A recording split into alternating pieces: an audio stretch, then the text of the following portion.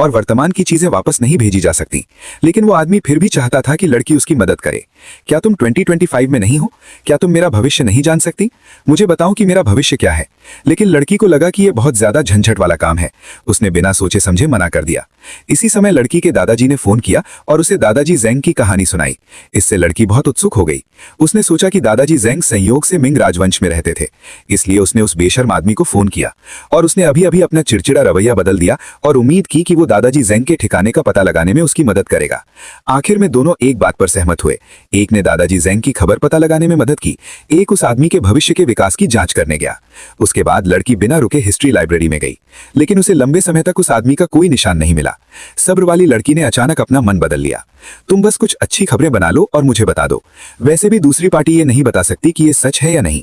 शायद जब दूसरी पार्टी खुश होगी तो वो दादाजी ज़ेंग के ठिकाने का पता लगाने में और ज्यादा मदद करेगी। क्या तुमने कहा कि 20 से 30 साल की उम्र में मैं चीन में एक बेहतरीन म्यूजिशियन बन जाऊंगी? हाँ, और 50 साल की उम्र के बाद तुम एक मशहूर फाइनेंशियल स्कॉलर, एक एजुकेशनल स्कॉलर बन जाओगी और एक अमीर आदमी बन जाओगी। भविष्य को देखते हुए वो बहुत अच्छी थी, इसलिए लड़की को इनाम देने के लिए उस आदमी ने जीतान लकड़ी का बक्सा मिट्टी में दबा दिया और उसे दे दिया। और जब लड़की को पैकेज मिला तो वो बहुत खुश हुई, लेकिन फिर वो आदमी जल्द ही शांत हो गया। सिर्फ अपनी बेवकूफ़ी की वजह से उसे नहीं लगा कि वो भविष्य में इतने ऊंचे लेवल तक पहुंच पाएगा। तुमने कहा था कि मैं अगले कुछ सालों में म्यूजिशियन बन जाऊंगी, तो फिर मैं कौन सी टीचर हूं? अचानक लड़की फिर से बकवास करने लगी।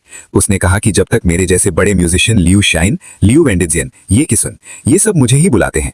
अभी अभी तीनों, एक आर्किटेक्चर का मास्टर है, दूसरा लिटरेचर का मास्टर है। ये एहसास की लड़की खुद से झूठ बोल रही है, आदमी का मूड खराब हो गया। उसने कहा कि वो उसके दादाजी के बारे में पूछताछ करने में उसकी मदद नहीं करेगा। फिर वो गुस्से में आ गया और फोन काट दिया और उस आदमी से माफी मांगने के लिए लड़की को ध्यान से ट्रांसलेट करने के लिए फिर से लाइब्रेरी आना पड़ा।